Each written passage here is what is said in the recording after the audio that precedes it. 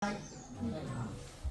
એટલે નવો આવ્યો એ વખતે ચોમાસું ચાલતું હતું, ચોમાસાની શરૂઆત હતી, જુલાઈ મહિનો. એટલે ચોમાસામાં સાપ ને એવું બહુ નીકળે. બરોબર. એટલે હું ઉભો તો સ્કૂલે અને એક છોકરો દોડતો આવ્યો મને કહેવા, સાહેબ સાહેબ સાહેબ. મેં કીધું હું લા સાહેબ ગરડો આવ્યો. મને ગરડો એટલે કોઈ ગરડું માણસ આવતું હશે.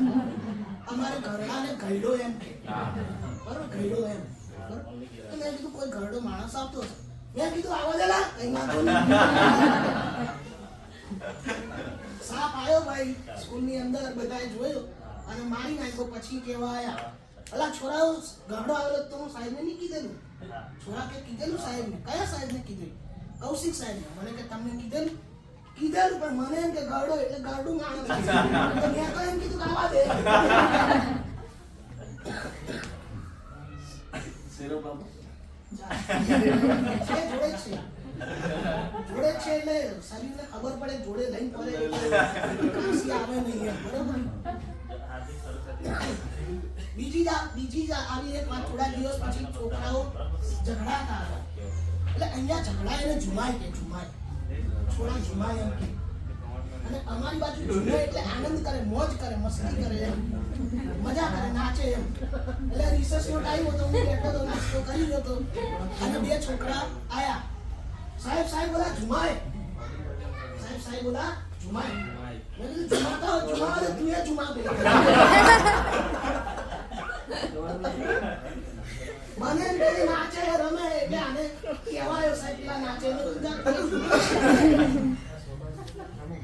થોડી વાર રહી ચાર છોકરા રોતા આયા. આચાર્ય સાહેબ અમારા વખતે દીપકભાઈ સાહેબ હતા, અત્યારે તાપીમાં છે, તારકાશલા મારી પહેલી નિમણૂક. દીપકભાઈ કે હું થીલા કેમ રડો લા? એટલે કે સાહેબ નો પેલા સાહેબ ને કીધેલું કે આયા ઝુમાય, કે સાહેબ એમ કીધું તું ઝુમાય. ત્યારે ખબર પડી કે ભાઈ ઝુમાય એટલે લડાય એમ. શરૂઆતનો સ્ટાફ ઓછો એટલે મને સાર્વજનિક શિક્ષણનો વિષય આપેલો. બરોબર. સાવધાન વિશ્રામ ને બધું થોડું ઘણું આવડે, એનાથી વધારે આવડે નહીં. બરોબર. અને આ વાત હું જ્યારે મારા વિસ્તારમાં પ્રાઇવેટમાં નોકરી કરતો ત્યારની કરું છું. તો એક દિવસે ઇન્સ્પેક્શન આવ્યું શાળામાં કે ચલો ભાઈ છોકરાઓને લાઈનસર મેદાનમાં ઉભા રાખો, શનિવારનો દિવસ. સાહેબ બધા છોકરાઓને મેદાનમાં ઉભા રાખ્યા. પછી કે ચલો લા સાવધાન, તો છોકરા એમના એમ જ ઉભા રહ્યા. ચલો વિશ્રામ, તો છોકરા એમના એમ ઉભા રહ્યા. લાય મૂળ બાય બધું સાહેબ તો બોલી ગયો ઇન્સ્પેક્શનમાં, પણ છોકરા હવે સાહેબ કીધાયો કોણ ભણાવે છે પીટી? આવ્યો બોલો સાહેબ હું કે આ છોકરાને સાવધાન વિશ્રામ નહીં આવડતું, તમે શું ભણાવો? હું તો સાહેબ તમને પૂછતા નહીં આવડતું. આમ પૂછાય કીધું જો હું પૂછું તમારે સાવધાન કરાવવું છે ને? કે હા. મેં કીધું લા સર હજાર બસ બધા સાવધાન થયા. સાહેબ સાવધાન થયા કે નહીં? હવે વિશ્રામ કરાવો. તું સરાવો ઢીલા ઢસ. એકદમ વિશ્રામ થઈ ગયા. હવે સાહેબ કે ગાય મૂળ બાય મૂળ આવું કરાવો. મેં કીધું સારું સાહેબ ચલો. અમારે એ વખતે સ્કૂલમાં આ બાજુ ડાબી બાજુ લીમડો ઉગેલો, જમણી બાજુ પીપળો ઉગેલો અને પાછળ વડલો. ડાબી બાજુ લીમડો, જમણી બાજુ પીપળો અને પાછળ વડલો. ઓકે, આ રીતના ત્રણ ઝાડ ઉગ્યા હતા. હવે સાહેબ કે બધાને ડાબી બાજુ વળાવો. મેં કીધું ચલો છોકરાઓ એક સાથ લેબડે મૂળ.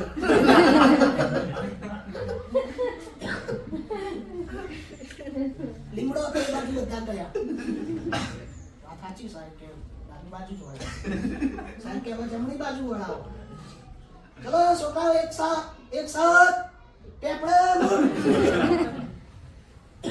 બધા જમણી બાજુ વળાયા. હવે સાહેબ કે પીછે મૂળ કરો. પીછે શું હતું બેન? આટલું જોરદાર ભણાવું તમને એક સેકન્ડમાં યાદ આવી. વિચાર કરો 10-12 વર્ષના છોરા મારો લાભ લે. કેટલી ધન્યવાદ છે.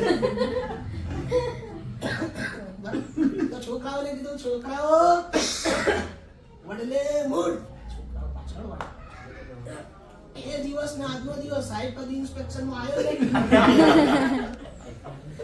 રાજીનામું મૂકી દીધું લાગે. આવા ખતરનાક શિક્ષકો અહીંયા હવે ટૂંક સમયમાં લગ્ન ગાળો આવશે. અમુક જગ્યાએ ચાલુ છે, અમુક જગ્યાએ હવે આવશે. બરોબર, આપણે બધા લગ્નમાં જઈએ છીએ ને બધું, પણ એમાં બી જોરદાર કોમેડી મળે. મારા તો લગ્ન થઈ ગયા, મને અનુભવો થઈ ગયા. પછી મારો એક મિત્ર હતો, એના લગ્ન થવાના હતા. મેં એને કીધું ભાઈ લગ્ન ના કરીશ, લગ્ન ના કરીશ, નથી મજા. તો કે ના, હું તો પૈણવાનો, હું તો પૈણવાનો. હવે જુઓ, લગ્નની વિધિમાં પણ તમને જોક્સ કોમેડી મળી રહે. સૌથી પહેલા લગ્નની વિધિની અંદર આવે છે મંડપ રોપવો. ત્યારે પેલો મંડપ રોપવા વાળો ખાડો ખોદે ને આપણી સામું જોઈ જાય. ખાડો ખોદે ને આપણી સામું જોઈ જાય. ખાડો હું ખોદું છું, પડવાનું તારે.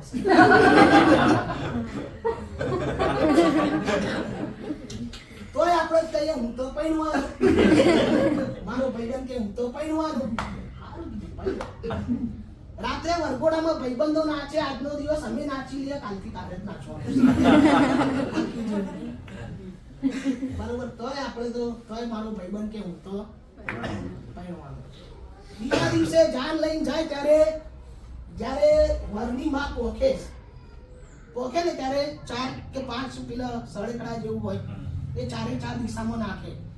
એટલે એને ભાઈબંધની સાસુ આવી, એને ખબર જ મારી દીકરી કેવી છે, એટલે પહેલેથી સાવધાન કરે. પેલો દંડીકો ડાબી બાજુ નાખે, ડાબી બાજુ નાખી જાવ, તો પેલો ના નાખે. બચવાનો મોકો આપે, ડાબી બાજુ નાખી જાવ, તો પેલો ના નાખે, તો પૈણવાનો.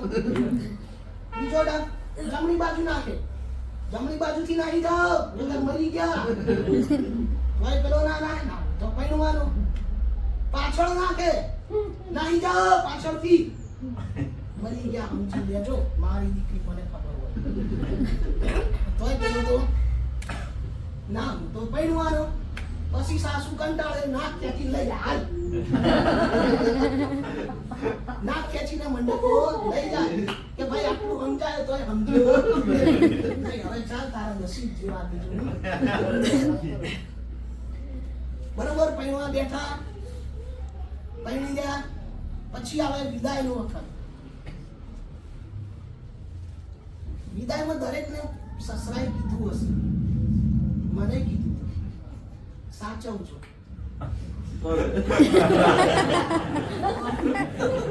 એ લગ્નના 1 વર્ષ પછી ખબર પડે કે આપણને કીધું છે નાનાથી સાચવજો. બરોબર, એટલે આ બધી આવી હાસ્યની વાતો છે. હવે ટૂંક સમયમાં આપણે બધાને અહીંયાથી બેનજીભાઈએ કીધું એમ અમુકને 4-5 દિવસ, અમુકને 2-3 મહિના પછી પણ વિદાય લેવાની છે. અને કમાડ તાલુકો આપણે હંમેશા માટે છોડી અને જવાના છે. તો આદિલ મંસૂરી સાહેબ જ્યારે પોતાનું વતન અમદાવાદ છોડી અને જ્યારે મુંબઈ જવાના હતા, ત્યારે અમને બહુ મસ્ત કવિતા બનાવી હતી, કવિતાની રચના કરી હતી, ગઝલની રચના કરી હતી કે નદીની રેતમાં રમતું નગર મળે કે ના મળે. ખરેખર આ કમાડ જેવું નગર મળે કે ના મળે. ફરી આ દ્રશ્ય સ્મૃતિ પટ પર મળે કે ના મળે. ફરી આવી તાલીમો તો મળશે આજીવન, પણ આવી તાલીમો આજીવન મળશે નહીં. બરોબર ને?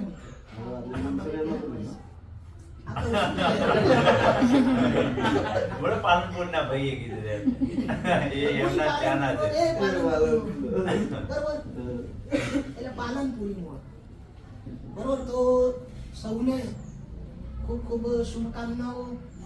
પોતાનું વતન મળી રહ્યું છે, મને પણ મળવાનું જ છે.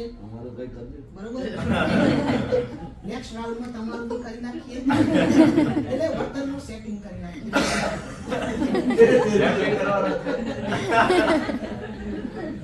બરોબર, ખૂબ સારી પ્રગતિ કરો અને ખૂબ સારા બાળકોને સારી રીતે શિક્ષણ આપી અને ખૂબ સારા એવા લેવલો સુધી આપણે બાળકોને પહોંચાડીએ, એ જ શુભકામનાઓ.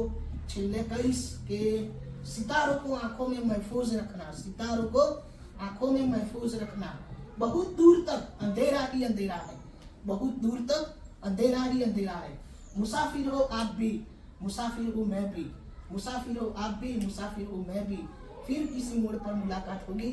जय माता जी।